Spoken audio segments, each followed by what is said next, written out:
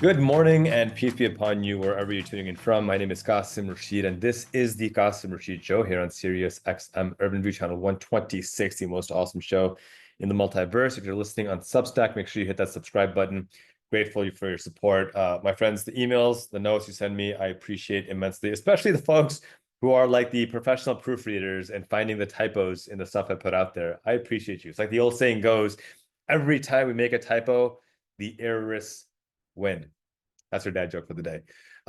Keep the notes coming. I appreciate them. We've got a really important show lined up. I want to cover a couple of different things. Um, April 9th was the 160-year anniversary of the end of the Civil War. And I'm going to hit y'all with a history lesson today that is not taught in schools and will probably be wiped from the National Archives pretty soon. It's about an immigrant Muslim Civil War hero. Yeah, one of my people, Civil War hero, fought to obviously end the scourge of slavery. And it's a wild story. I promise you're going to enjoy it. We're also seeing this really bizarre situation unfolding in Congress with the passage of the SAFE Act, with the gutting of Medicaid and Medicare. And bizarre is the nicest word I can possibly use to describe it. We'll talk about what's happening, get you up to speed on what's going on, how it's going to affect your healthcare, and what we need to do to fight back. And finally, I'm going to share an experience of being called the sand N-word. And it was in front of my children. And combined with what we're seeing with the rise of Islamophobia, with anti-Muslim rhetoric, it's a call to action for all of us that we need to work together against this kind of bigotry, because if we don't, we're all going to suffer the consequences. It's truly going to get worse. So let's start with something positive. Let's start with the story of a guy named Mohammed Kahn, or as known at the time, John Amahay, which is kind of a cool name because John means ever living. And John was also, my dad's name was Yahya, who just passed away. It's the Arabic for John. So I kind of appreciate that.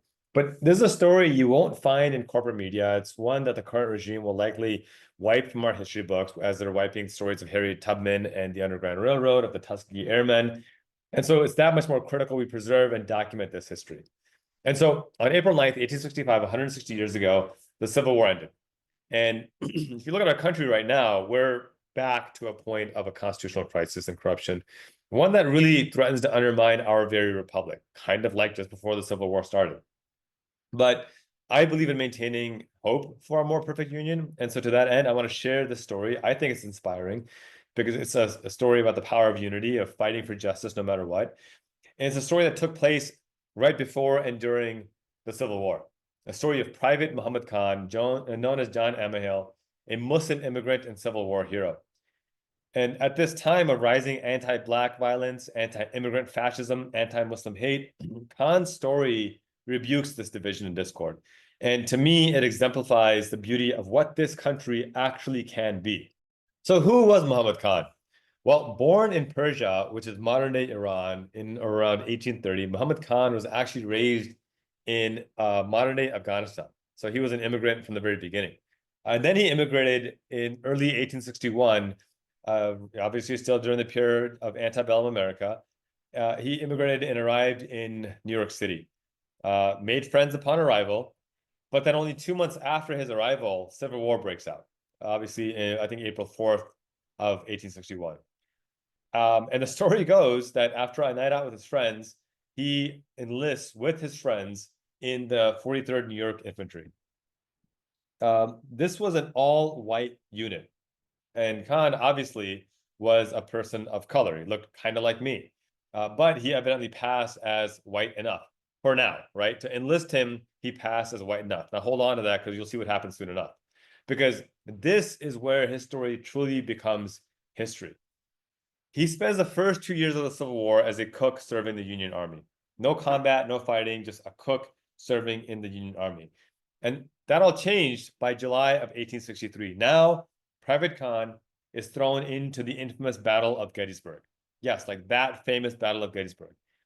And days after the battle, and due to the ensuing chaos, he gets separated from his unit. And remember, he was not white. He was brown like me. And so the Union guards who found him arrested him in Hagerstown, Maryland, and they bring him before the provost marshal to explain himself. And he tries to explain, and perhaps due to his limited proficiency in English, he's unable to convince the Union Army that he, in fact, is part of the Union Army. And he's part of the all-white New York's 43rd Infantry. But because he was of color and described as having dark complexion, and even though he had just fought in one of American history's most infamous battles to end the scourge of slavery and white supremacy, they said, well, you don't seem white. You could not possibly be part of the all-white unit. So before, when enlisting, he was white enough, but now suddenly he's not white enough. And so now the Union Army takes Private Kahn under military arrest. And as punishment, they send him to Philadelphia to work in a slave labor camp with recently escaped enslaved people. And like, I just want to talk about this hypocrisy for a moment, right? You have the Union Army fighting to end slavery. Meanwhile, they're sending people and enslaving them into a slave labor camp in Philadelphia. Wild. So he spends the next 10 months of the Civil War here trying to find anyone who could vouch for him, anyone at all, and reunite him to the New York 43rd Infantry, or even a member of the New York 43rd, but to no avail. Remember, he had just arrived in America just months before the Civil War broke out. So his entire experience in the United States, where he's been for now 2.5 years, 2 years of it, 2 years and 4 months of it have been in the Civil War. So his only contacts are people in the Civil War. In the last 10 months, he's been in the slave labor camp. Now, all that changes in the following May. The following May of 1864, the Battle of the Wilderness was set to begin in Fredericksburg, Virginia, between General Grant's Union Army and General Lee's Confederate Rebellion Army. Private Kahn, having learned somehow that the 14th New York Infantry was taking a train down to partake in that battle, devised an ingenious plan. In his time, it was effectively the slave labor camp. He had befriended an enslaved person, and together they had conceived a plan to escape. Well, his friend was going to help him escape. His friend was tasked with distracting the prison guard. Like, I'm envisioning a movie here, right? This is like a brilliant movie, and this friend of his is maybe played by like Lamorne Morris or Mahershala Ali, and Khan is played by me, and Khan is preparing to escape, and so his friend goes and distracts the prison guard, and Khan waits patiently for the train and waits for the train to leave the station. And as soon as the train leaves the station, with the prison guard distracted, he takes off on foot with nothing but the clothes on his back and starts sprinting as fast as he possibly can. And mind you, he's about 33, 34, so he's still pretty young. And running as fast as he can, Khan chases after the train at the Philadelphia station and jumps on it at the last possible moment before it was going too fast to catch on foot. Just envision this movie scene. Like, I can run, I can make this happen. He jumps on the train, and by the time the prison guard realizes what happened, it was too late. Khan was already out of their grasp and on a train headed back into battle. And obviously, they didn't have cell phones back then. They didn't have telephones back then, I don't think. If they did, they didn't have it on the train. And as Khan hoped, he finds the 14th New York Infantry on his trip, and he stays with them all the way until Washington, D.C. From here, with no meaningful provisions and nobody really knowing who the hell he was, he travels 70 miles by foot all the way down to Spotsylvania, Virginia, by following other squadrons. This is crazy. Now, here's the part where it gets really incredible, right? If it wasn't crazy enough already, he arrives at the Battle of the Wilderness on May 7th, 1864, which happened to be the last day of the battle. He then finds, after 2.5 years, and is reunited. After just over 10 months, he finds and is reunited with the 43rd New York Infantry Unit that he enlisted with. Joining his brothers once more, they are thrilled to see him. They thought he was dead. He then re-engages his service and picks up a gun and starts fighting. And yet only 15 minutes into this battle, while he's trying to help the Union Army win, he's wounded with a gunshot wound to his left hand. And now again, he is offered the chance to leave battle. Khan, an immigrant, a Muslim immigrant, who arrived in the United States just months before the Civil War, didn't have anything to do with slavery, obviously hadn't enslaved anybody, hadn't benefited from slavery. He had just arrived, decided, I'm going to enlist and fight for my new country. How powerful is that? He served as a cook. He had fought in the Battle of Gettysburg. He had suffered 10 months in a prison slave labor camp. He had escaped and found a miraculous way to reunite with his unit, to fight in yet another battle, and now suffered yet another significant injury. But at every obstacle that he could have used as an excuse to quit, he instead seized the opportunity to fight onwards. And this time was no different. Thus, far from using this injury as an excuse to exit the Civil War, and he certainly would have been justified doing so, Khan persisted. Undeterred, he refused to leave the war. He took the time to heal, and after his hand healed, Private Khan once again returned to the theater of war, this time as a sharpshooter. And he would then go on to serve almost the entirety of the Civil War until it ended the following year on April 9th, 1865, exactly 100 years ago this month. And the legacy he left behind is that he was one of only 250 Muslim soldiers who fought in the Civil War. And by the way, let me be clear about this, and I'll talk more about this later. American Muslims have been in the United States before the United States was the United States.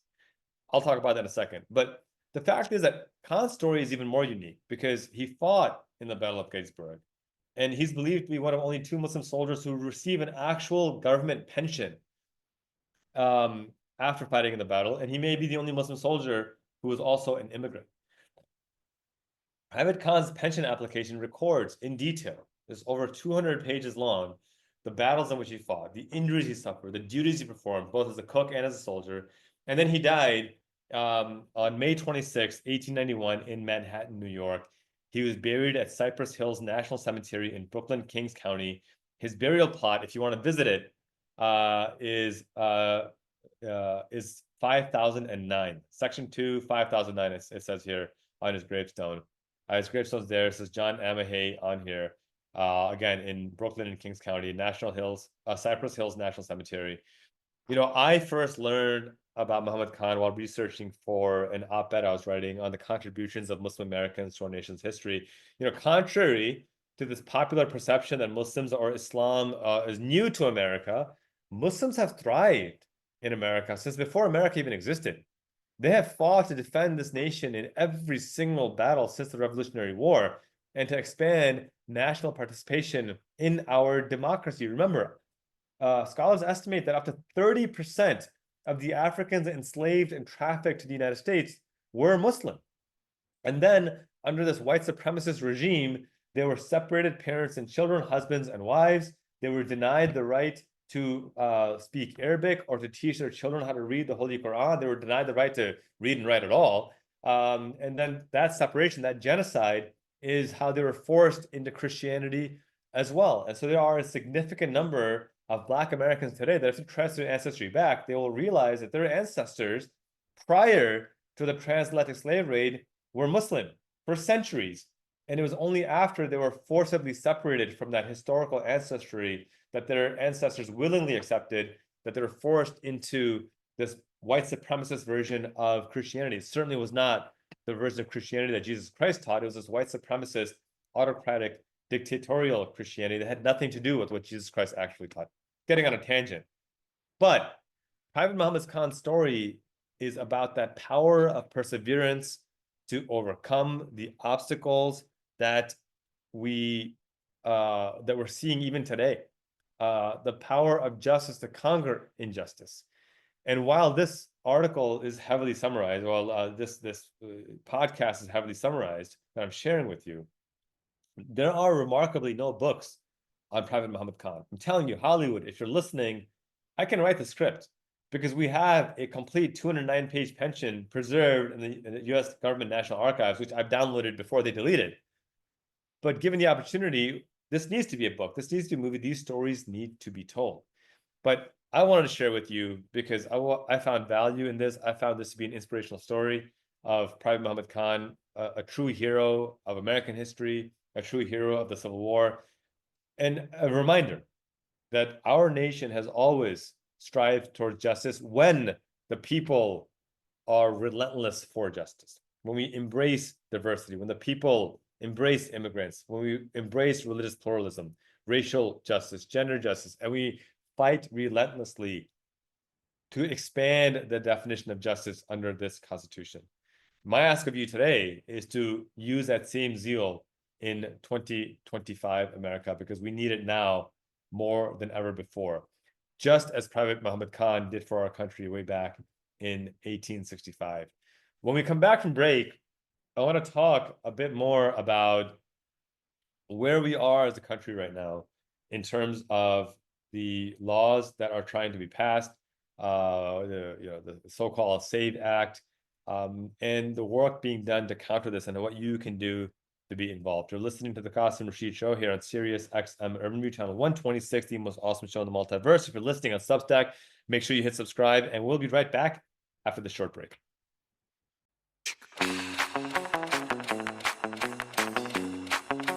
Welcome back. You're listening to the Qasim Rashid Show here on Sirius XM Urban View Channel 126, the most awesome show in the multiverse. I am grateful you guys are tuning in.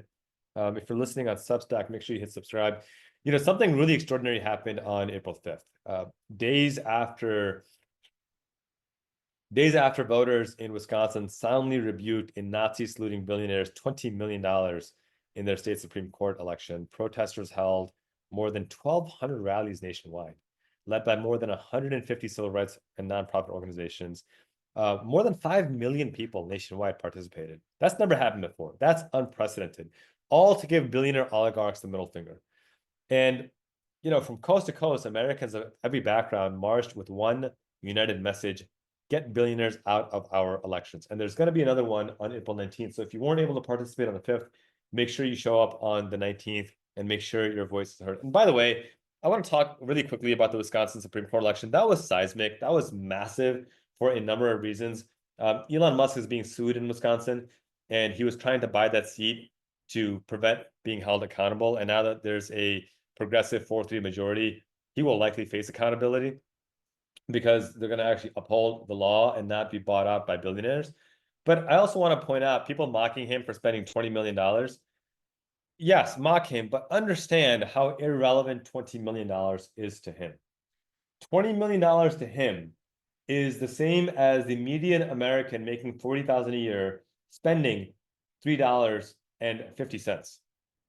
So, like, I mean, that's less than a cup of coffee. That's what it cost him. That's the problem with this absurd, exorbitant wealth being allowed to exist. Billionaires should not exist, period. You don't need that much money unless you're trying to overthrow governments, which is what is being done by billionaires right now. We can have a democracy, or we can have billionaires. We cannot have both. We can't. There's no scenario in the history of humanity where people with exorbitant wealth were beneficial for humanity or allowed for there to be a sustainable, representative, democratic republic. It doesn't exist, because billionaires inevitably want only one thing, and that is more power. Like, if you were in a rainforest and you saw one monkey hoard all the bananas, somebody tweeted about this, and didn't let any other monkey have bananas, even as his monkey starved to death, you would be like, that monkey is a sociopath. There's something seriously wrong with that monkey to watch all the other monkeys die and not give up the bananas that he can't possibly eat himself. But when we watch a billionaire hoard wealth to the point where it's the worst wealth and income inequality in the history of the United States, worse than after the Great Depression, to the point where 1 in 6 Americans are food insecure and don't have enough to eat, 1 in 9 children, to the point where the homeless population is the highest it's ever been. And rather than spend that money on, I don't know, combating poverty, he's spending it on gutting the very basic social welfare programs that already exist. That's sociopathic. I'm sorry. That's just the way it is. And what we saw on April 5th with these 5 million plus people marching against this fascism was in my view, a powerful and hopeful moment. But the thing is, we're not done yet. If we are truly serious about saving our republic, this work has to go further. It has to. It can't stop here. And it's going to require us to recognize and accept some really difficult truths. And let's talk about that. The protests targeting the growing influence of Elon Musk, of Donald Trump, of the billionaire class that has used their wealth to destroy our democracy beyond recognition, really. The fact is that these protesters demand a democracy that works with the people, not for those with private jets and not for those who are political puppets. And the thing is, this crisis did not begin on April 5th. It's been catastrophic since the 2010 Citizens United decision. Billionaires since then have been free just to pour unlimited money into elections, buying influence, drowning out everyday voices, and essentially handpicking politicians to serve their interests. When Joe Biden was president, I, and by the way, millions of others, urged him to abolish the Jim Crow filibuster, pass federal voting rights, and overturn Citizens United. If he had done that, we would have had a chance, but he didn't do that. He refused. And now the Republican MAGA party, the same one that once claimed the filibuster was sacred, is now openly considering to abolish the filibuster and to ram through this massive billionaire tax giveaway that will gut Medicare, gut Medicaid, throws over 100 million people off of healthcare, kill Social Security, will devastate senior citizens. The poverty rate among senior citizens will go from 10% to over 60%. It's going to slash SNAP.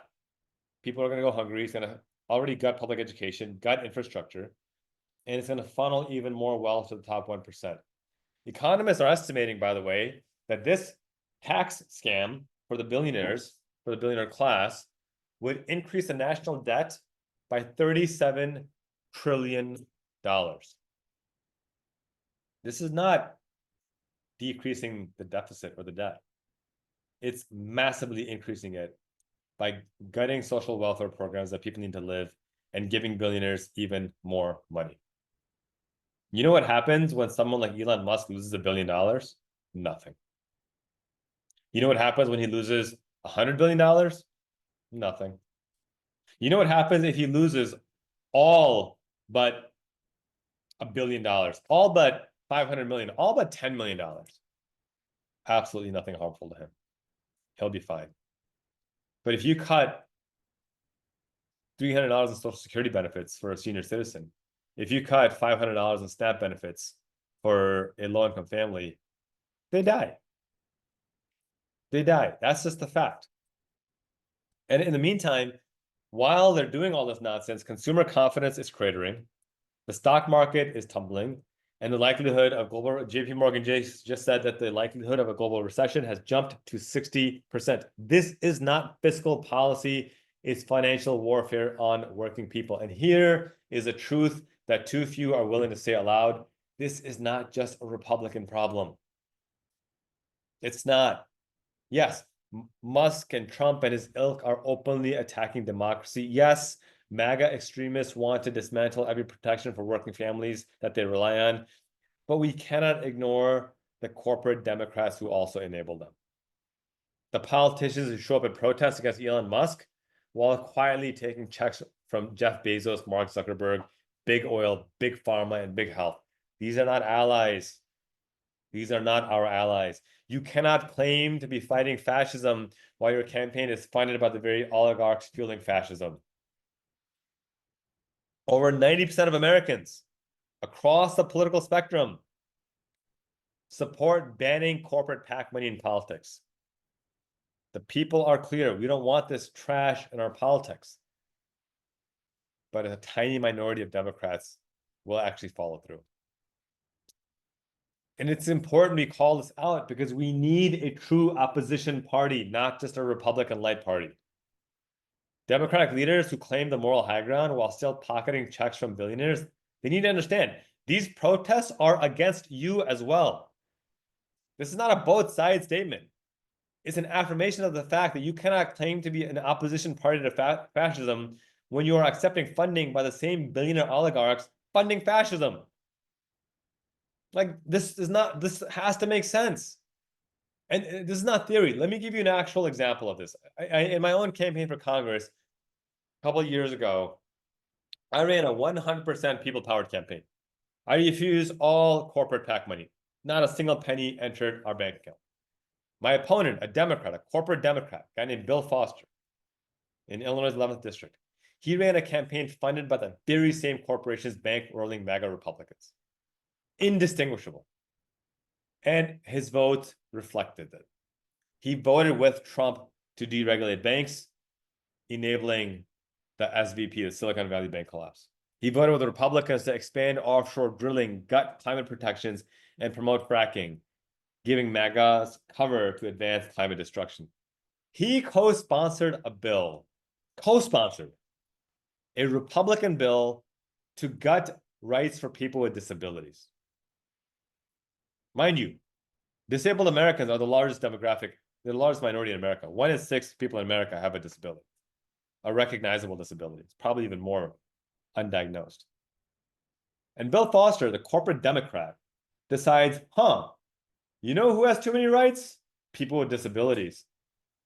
We should knock them down a size. This is what Bill Foster's bill did. It prevented people with disabilities from suing when they were discriminated against. He co-sponsored the bill. He voted with the Republicans at least 3 times to gut the Affordable Care Act. Right now, Republicans are trying to repeal it altogether. Well, Bill Foster was ahead of the curve. He tried to do that a decade ago, including allowing insurance companies to charge women more than they charge men for healthcare, and removing the requirement to cover people with pre-existing conditions. Think about that. This is a corporate Democrat, indistinguishable. My daughter has a pre-existing condition that we had to force insurance to cover. I've talked about this many times on the show. That bill that he voted for, that Bill Foster voted for, would have meant my daughter couldn't get the basic health care she needs to live. Republican didn't do that, corporate Democrat did. And by the way, Bill Foster did all this after accepting money from the banks before voting to gut bank regulation, accepting money from Exxon before voting to destroy our climate, accepting money from business lobbies, including Amazon and Bezos, before voting to gut the Americans with Disability Act, and took money from Big Health before voting to gut the Affordable Care Act, the ACA. If I didn't tell you that Bill Foster is a Democrat, you would absolutely believe he's a MAGA fascist white supremacist. You absolutely would believe that. And that's the point. Corporate Democrats are not going to help us defeat fascism. As a party, we're not going to defeat fascism when we've got corporate Democrats voting like fascists. That's just a fact. Now, we have a path forward, but we have to be honest. April 5th, those marches, in my view, were fantastic. That's a critical positive step. Kudos. They mark a truly important inflection point. Millions of Americans take to the streets and demand billionaires stop buying our elections, hands off. And if we're serious about building on that momentum and saving democracy, we have to look inward as well. That means rejecting all billionaire money, no matter the party affiliation, ending corporate PAC funding, full stop, running people-powered campaigns built on justice, not wealth, and electing leaders with the courage to fight, not just perform. Because we cannot stop MAGA with corporate Democrats who are complicit. We have to demand better. What does that look like? Well, that true reform will come when we dismantle the billionaire grip on politics from both sides of the aisle. And that fight is going to be long, it's going to be difficult, but we are not helpless. Like I said, the April 5th protests are an example of 5 million plus people getting off their butts and hitting the pavement. It shows what we are capable of if we rise up for justice in a united front. Now we need to build on that momentum. Call your member of Congress. Demand they refuse all billionaire and corporate PAC money, and tell them they will not get your vote if they choose billionaires over democracy. It's a very simple equation. Say, Mr. or Mrs. Congresswoman, Congressman, if you want my vote, you can't be in bed with billionaires. Choose one. Next, support people-powered candidates in your community, those who run on justice, not those who run on wealth. When they ask you for your support, ask if they're 100% people funded. If they're not, they don't deserve your support because they're telling you that they don't give a damn about your voice. They're telling you they only care about what a billionaire wants them to do. So don't give them the satisfaction of your vote if they're not going to give you the dignity of listening to your voice. And then share with your networks this important message. Don't let corporate media bury this truth that we need elections that are people-powered, not billionaire-powered. If you attended a rally Make sure everyone you know has these steps in mind. And let me be explicitly clear. Vote. I'm not suggesting you don't vote. On the contrary, I am proudly and loudly calling on you to vote in every single election without exception, local, state, and federal, every single time. What I'm adding to that is do not give your vote away to politicians funded by the billionaires and billion-dollar corporations destroying our democracy. Vote for the people-funded candidates working hard to protect our democracy. That is how we are actually going to save our republic. And for those looking for accurate information, I ask you to subscribe to independent voices like mine, who I'm not funded by billionaires. I'm not funded by billion-dollar corporations. I'm supported by you, listeners, by we the people. If you're listening on Substack, hit subscribe. If you can subscribe as a paying subscriber, fantastic. If you're free, fantastic. I don't have a paywall. I don't believe in paywalls. I think we need to make things accessible as much as possible. And to the power that I can, I do. But as billionaires continue to buy out major media, whether it's Washington Post or LA Times or New York Post or Wall Street Journal or Twitter or Meta, voices like this platform can only speak truth to power with your support. My platform, Let's Address This, is proudly people funded. My platform here on SiriusXM is proudly people funded. I don't take corporate money. I write on human rights issues because you guys support me, and I'm grateful for that. So I know this was a tough pill to swallow in asking folks to look inward and calling out those corporate Democrats. And if you can't find a people-funded candidate to support, be that candidate. Be that person to step up. That's the only way we're going to get through this. And until and unless we are willing to step up individually, we are capitulating ourselves to what billionaires want us to do. And I'm not ready to go down without a fight. I'm just not. I think we can, and we need to demand and do better.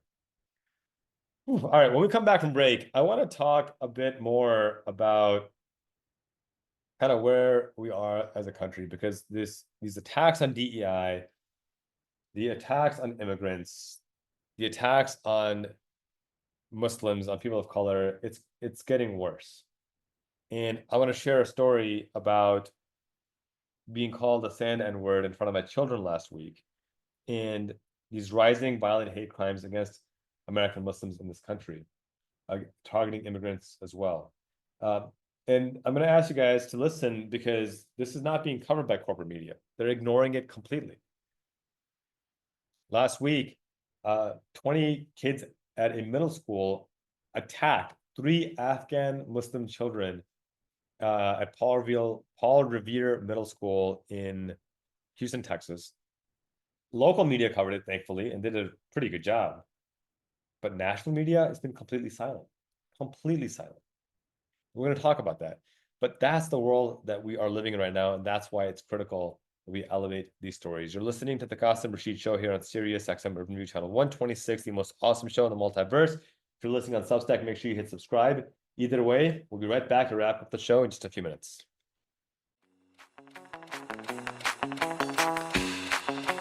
Welcome back. You're listening to the Qasim Rashid Show here on SiriusXM Urban View Channel 126, the most awesome show in the multiverse. If you're listening on Substack, make sure you hit that subscribe button, because that's what makes you awesome. It's a fact. I don't make the rules. That's just the rule.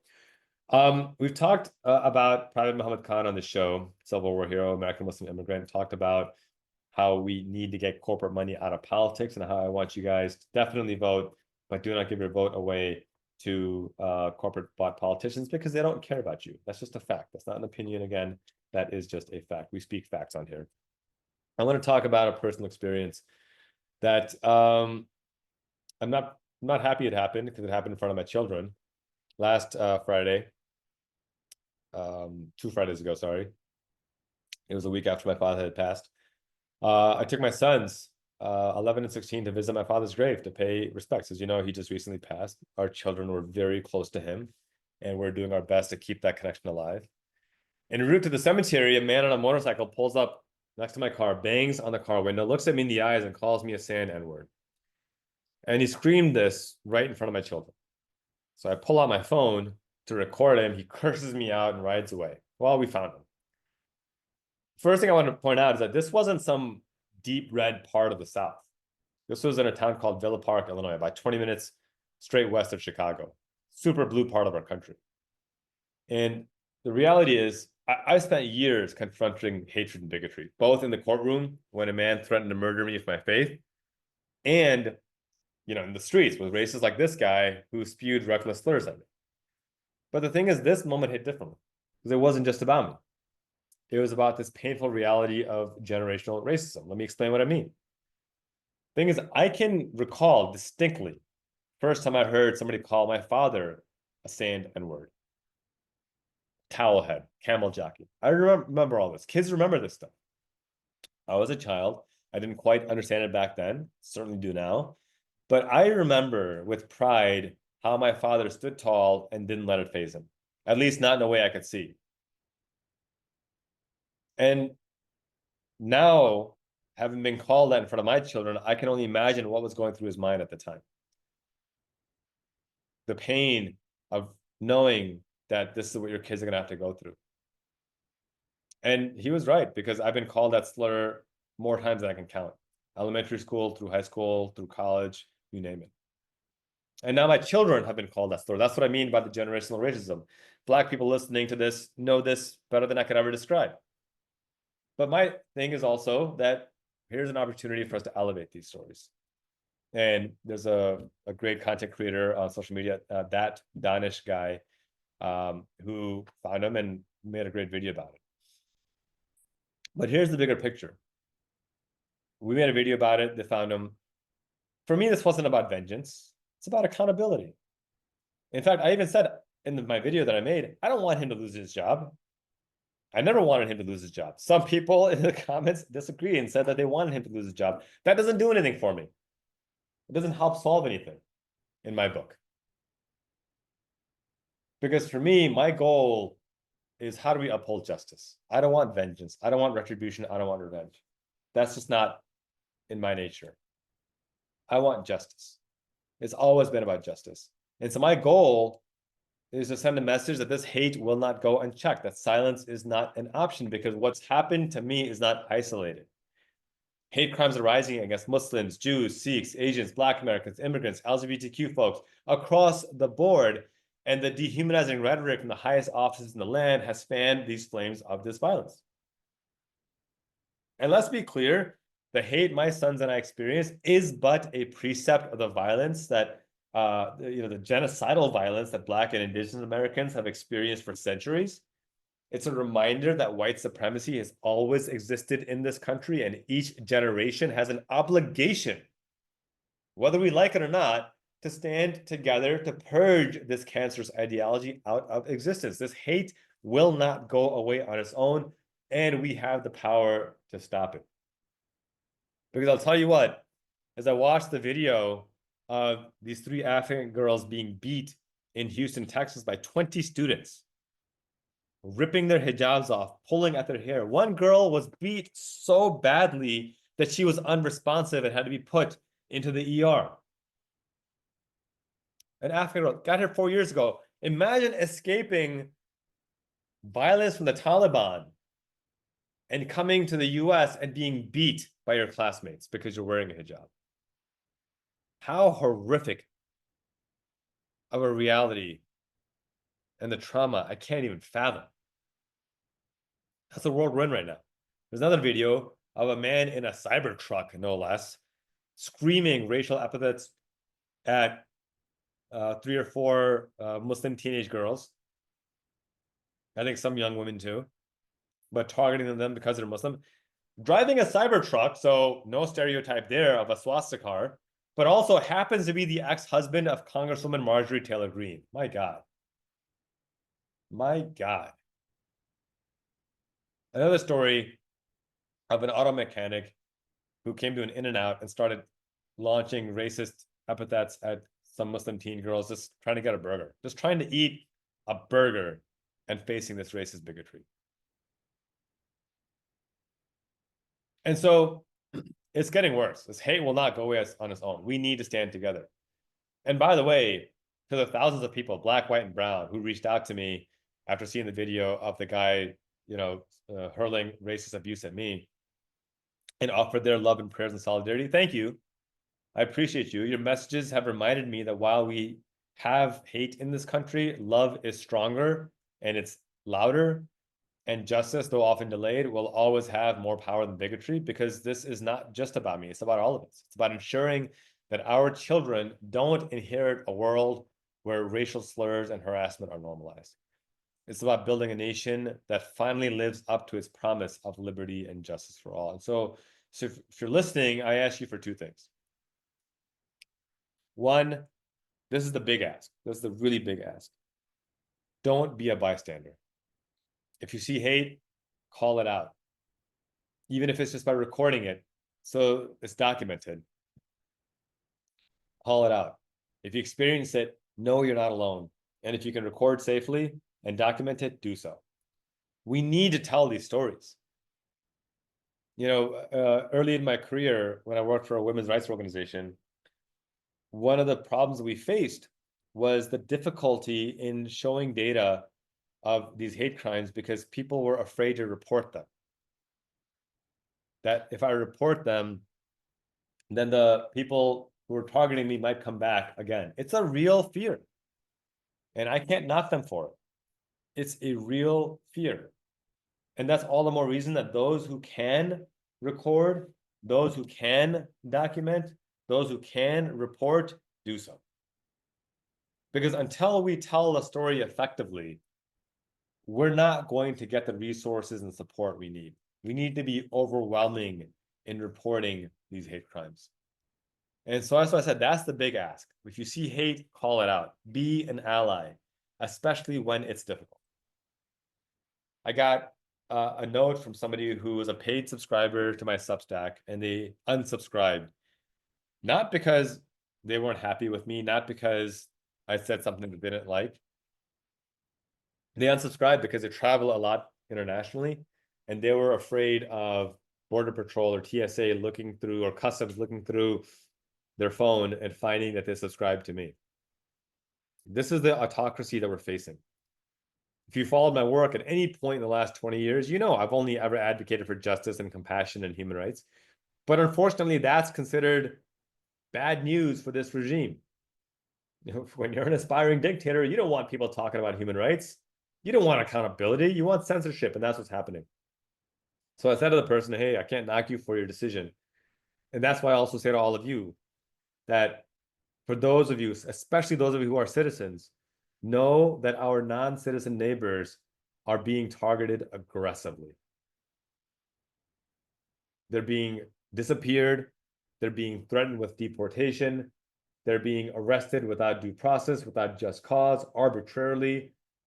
These Venezuelans that were mass deported to this horrific torture camp in El Salvador, a 60 Minutes study found that 75% of them have never been charged with any crime whatsoever.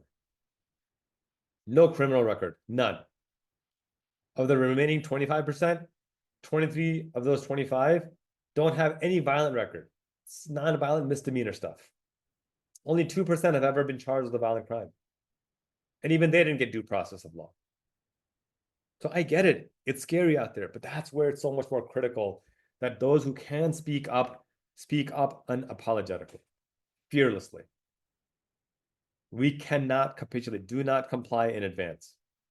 And if you speaking up is you attending a march on April 5th or April 19th, that's fantastic. If it's sharing content on social media demanding justice, that's fantastic. If it's being a paid subscriber or a free subscriber to yours truly or to anyone who you believe is doing good work for justice, then that's fantastic.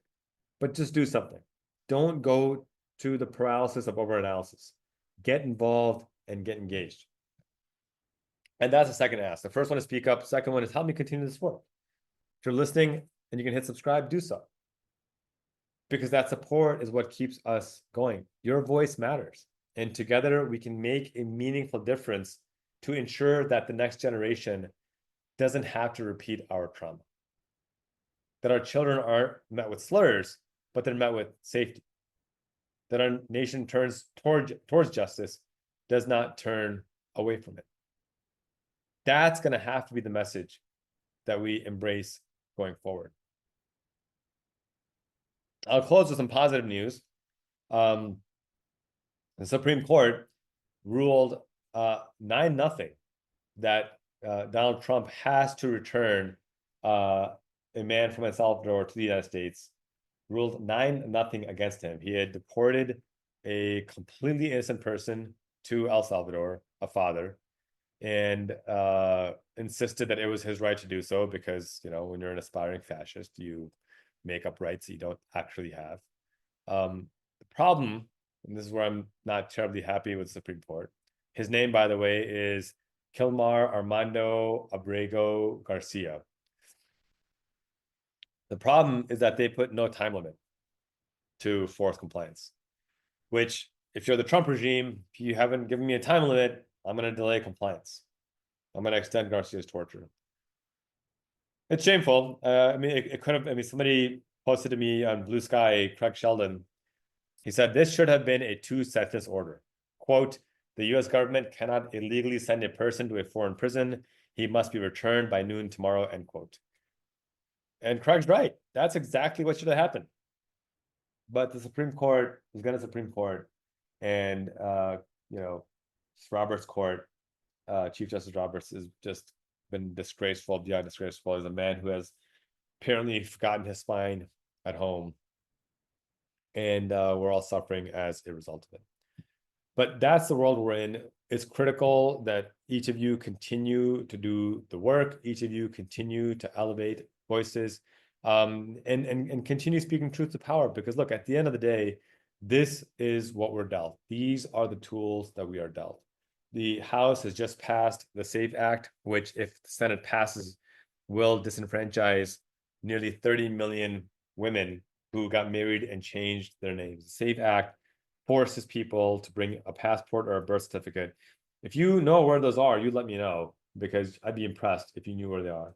But more importantly, even if you need to get a passport, it's going to cost you, with processing fees and everything, close to $200. Fewer than half of Americans have a passport. You're basically issuing a poll tax to anyone who doesn't have a passport.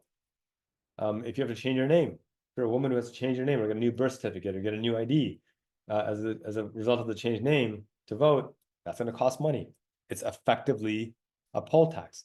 That's what this Republican regime is doing, this MAGA regime is doing. So my ask of you is continue to speak truth to power, continue to call your members of Congress, and let them know that this is unsustainable and that this will not stand. All right. Thank you all for tuning in. I am going to be inviting some pretty remarkable guests on in the next couple of weeks, some national scholars on racial justice, some former members of Congress, members of Congress, of the House and Senate. So stay tuned. And I really mean it. When you guys subscribe and support my work, it makes this work possible. It makes this work viable. So please continue to do so. And to me, the best compliment is when somebody says that I was referred to you by my loved one, by my spouse, by my sibling, by a neighbor. That means the world to me, because at the end of the day, I don't have a massive marketing budget. My budget is you guys. My budget is you guys sharing this content, hitting subscribe, and elevating this platform. That's how we're going to continue to grow and develop, and that's how we're going to continue to fight for justice. Thank you all for tuning in. Be sure to follow me on social media across all platforms at Qasim Rashid. You have my promise to continue to advance a show that builds on compassion, builds on justice, and builds on accountability for those in power.